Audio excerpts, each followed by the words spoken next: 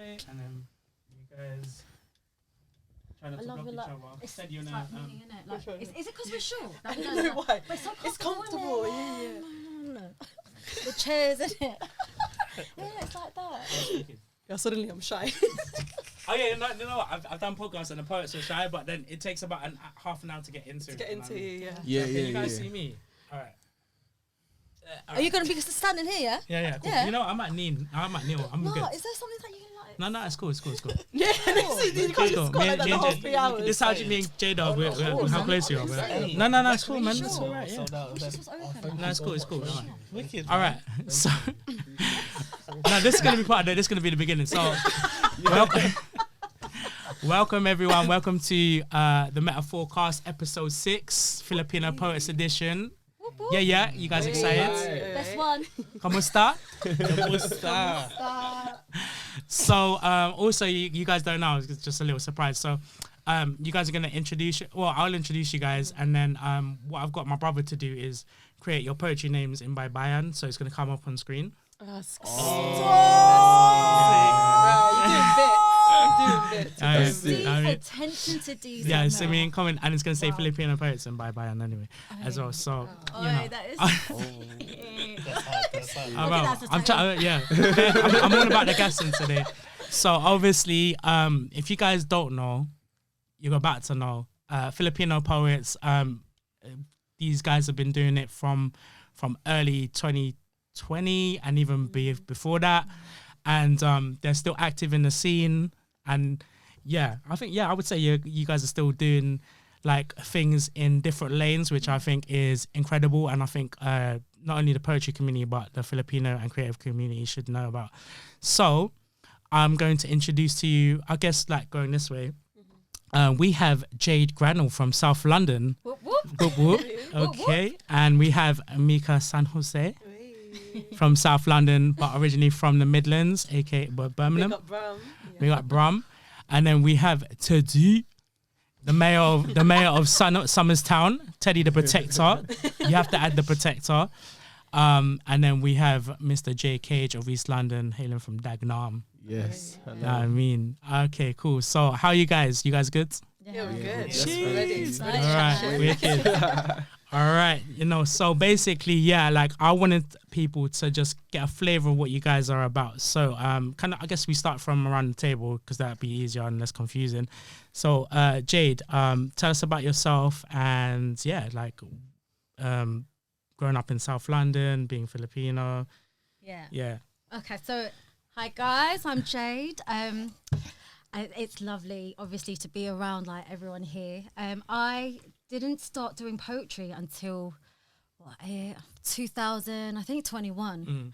But then, like, when I think about it, I've always been writing. So I guess that I've always had that in me. And it was actually this one here, meeting this one, that where I plucked up the courage to kind of jump up on stage. My first open mic night at BYOB in Wembley, and I just fell in love with the community, and I have never felt so safe to express like your deepest feelings and emotions, and that's it. I'm hooked now. I'm obsessed. But yeah, that's me and my scene. Okay, and then Mika, like, tell us about how you came up on it, and obviously. Hi guys, I'm Mika. So I've always like romanticized my life. I used to like read books. My parents were like bare strict growing up, so I'd be in my room like reading books and stuff. So I used to always like romanticize everything, and I used to like write in my journals about stuff. And then I came across poetry, I think in like 2016. Button poetry. I was like found it on YouTube, and I was like watching like all of that stuff, and then pulled up to like my first like open mic event in Brum at this place called Poetry Jam, and like me and my friends would just like pull up. People would like do open mics, stand up and read their poetry, and at that time I was like in love with my mum don't know this either, so I was in love with my first boyfriend, and that's when I was like writing poetry. You know the vibe. Standing up and performing, and then like I took a massive break from poetry when I moved out of Birmingham, and I feel like coming to London with like the poetry scene here has been really nice, because it's like everyone's so active, like there's so many talented people. So that's really like motivated me and like inspired me to like write again and like hop back on the poetry scene. So Okay, Teddy, what about you? I've been writing since I was a teen, but then I stopped for a while, for a long while, and then I went to Manchester one day. And then, International. yeah, we're going places, baby. And then coming back, I was like, this is long, man. So I decided to write, like, my best friend just got married, and I decided to write something. It's called Best Man Speech Part 2. Because I just came out of I just came out of some mental health back then. And I was like, you know what, if I could do a best man speech, I would do it again, innit? And this is how I'll write it. Coming back from Manchester, that 3-hour long drive took me the first sentence to the last sentence to finish that whole poem. Wow. And I went to my brethren's house the next straight after from Manchester, and I was like, yo, check this out. It's like, this is deep, man. And they were like, you know, you're a spoken word artist deep down inside. And so after that happened, I was like, you know what, let's write some more poems. Checked out YouTube. Where's the next beer poetry scene? Check out Metaforecast. And I was like, this guy, I swear he's Filipino, you know. He's just like bigging up the scene. And I was like, all right, cool. I'm going to go BYOB. I think I saw you. Yeah, I think both of you were Yeah, there. yeah. Meta introduced me to you. That was the first time I saw you. And then, did my set. And it was in BYOB Croydon. And Croydon has a big following, isn't it? Yeah. And South London. because that's the first one I went to as well. Yeah. I wasn't there that time when you went. Yeah. You messaged me. so when it finished, me and Meta was like, I was trying to look for you. And I was like, yeah, I was trying to look for you too, bro. Because I know you was Filipino, but you kind of, you had me guessing until you did the Tagalog near the end of your poem. And I was like, I was like, yeah. I was like, yeah, this guy, because I was like, oh, it could be Samoan, you know. I was like, I wasn't sure, but yeah, then when you bust out the Tagalog, I was like, yeah, okay. Yeah, so that's my journey. Okay.